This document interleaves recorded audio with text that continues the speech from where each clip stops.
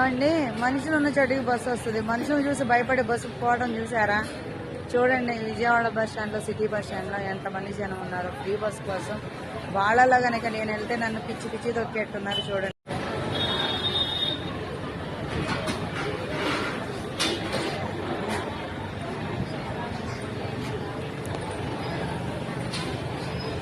వీళ్ళంతా తిరణాలకు వచ్చినట్టున్నారు కదండి. చూడండి ఒకసారి, వాళ్ళల్లోకి వెళ్ళి బస్సు ఎక్కానంటే అసలు నాకు ఇప్పుడు 350 మైలవరం బస్సులు రెండే వచ్చినాయి. వాటిలో ఎక్కడానికి కూడా అవకాశం ఇవ్వలేదు.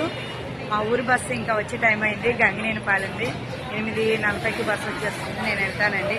ఆడలో మాత్రం నేను ఎక్కలేనండి.